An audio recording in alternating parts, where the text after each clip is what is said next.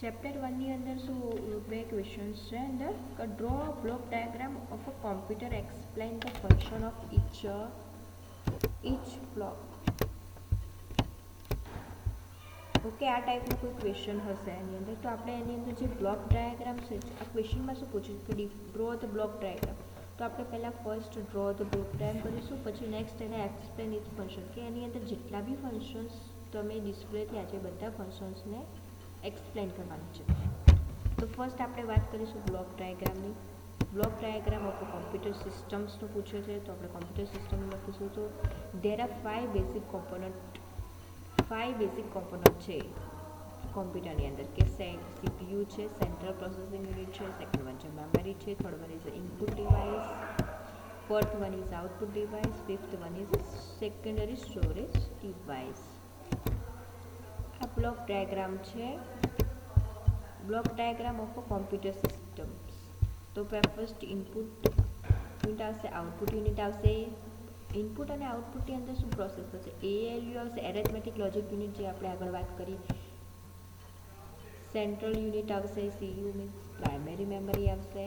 પછી એને જે ડેટા છે એની અંદર ઓક્સિલરી ઓર સેકન્ડરી મેમરી, કાં તો આને ઓક્સિલરી પણ કહેવામાં આવે છે, બીજું એનું નામ છે સેકન્ડરી મેમરી છે. આપણે એને એક્સપ્લેન કરીશું આગળ.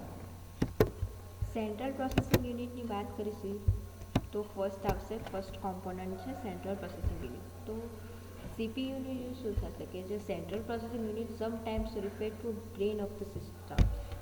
એ એક ટાઈપનો મતલબ બ્રેન છે, the main part of the computer system. એ મેઇન પાર્ટ છે કોમ્પ્યુટર સિસ્ટમનું CPU. Contain electronic circuit that actually process the data.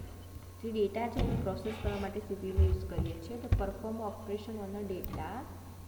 It's also control the flow of data through the systems, કે જે કંટ્રોલ કરે છે જે ડેટાને, મતલબ એના માટે યુઝ થાય છે સેન્ટ્રલ પ્રોસેસિંગ યુનિટનો. નેક્સ્ટ છે કે directly the data enter in the placing the data memory. કે સીપીયુની અંદર શું છે કે તમારો જે ડેટા છે એની અંદર સ્ટોર થાય છે. જ્યારે તમારે ડેટાને યુઝ કરવો છે ત્યારે તમે તમારા ડેટાને રિટ્રાઈવ પણ કરી શકો છો. સેન્ટ્રલ પ્રોસેસિંગની અંદર બે વસ્તુ છે, એક ફર્સ્ટ છે એએલયુ એન્ડ સેકન્ડ વન છે સીયુ. તો ફર્સ્ટ આપણે વાત કરીએ ALU. ALU is arithmetic and logic unit છે. તો ફર્સ્ટ એરિથમેટિક ઓપરેશનમાં શું થશે? એડિશન થશે, સબસ્ટ્રેક્શન થશે, મલ્ટિપ્લિકેશન કરી શકો છો તમે, એમાં ડિવિઝન બી કરી શકો છો.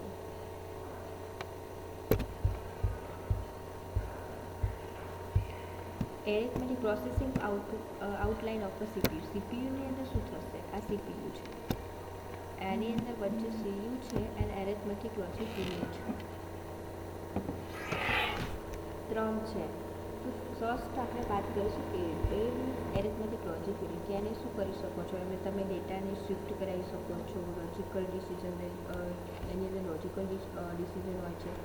કે તમારે ડેટાને કેલ્ક્યુલેશન કરવા માટે એએલયુનો યુઝ કરવામાં આવે છે સીપીયુની અંદર.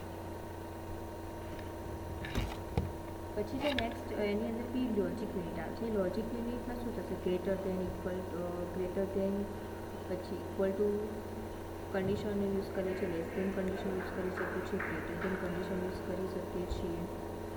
પછી નેક્સ્ટ આવે છે સીયુ, કંટ્રોલ યુનિટ. કંટ્રોલ યુનિટની અંદર શું આવે છે? ઇટ ફેચ ફ્રોમ મેમરી, કે તમારો જે ડેટા છે એને ફેચ કરશે, કે interpret with correct execution of the program. ડેટાને ફેચ કરવાનું કામ કરે છે.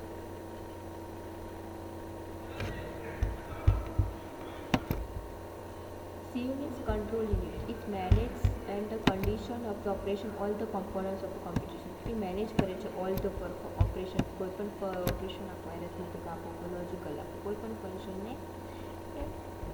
મેનેજ કરશે. It retrieve instruction or data from the memory, કે જે ડેટા છે એ ડેટાને રિટ્રાઈવ કરશે, ડીકોડ ઇન્સ્ટ્રક્શન કરશે. It coding time sequence of the instruction અમંગ various component of the systems.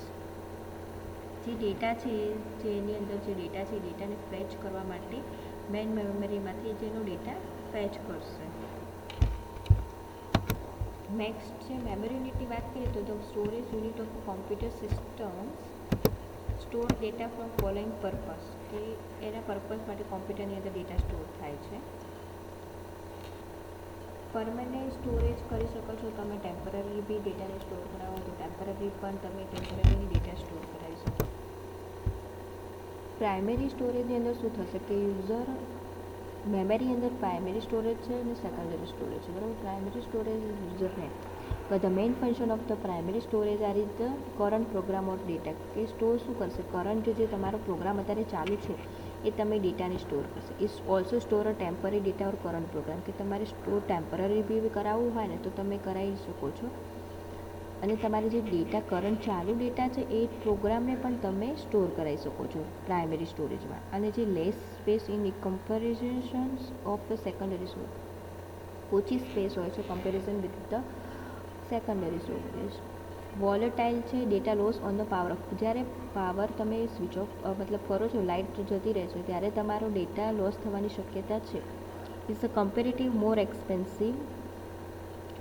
Expensive છે primary storage. Fast in operation મતલબ કે ફાસ્ટ છે. સેકન્ડરી સ્ટોરેજ અથવા તો ઓક્સિલરી સ્ટોરેજ છે, તો એની અંદર શું આવશે કે the main function of a secondary storage are the use to store data and program for a future. તો તમારે કોઈ બી ડેટા છે સ્ટોરેજ તમારે ફ્યુચરમાં મતલબ ભવિષ્યમાં પણ જો ડેટા જોતો હોય તો સેકન્ડરી સ્ટોરેજમાં હોય છે. The large capacity in a comparison with the primary memory, slower than a primary memory, કે સ્લોઅર છે પ્રાઇમરી મેમરી કરતાં. રિટેન ડેટા વિથઆઉટ પાવર, કે તમારો પાવર ઓફ બી થઈ જાય તો તમારો ડેટા સેફ હોય છે.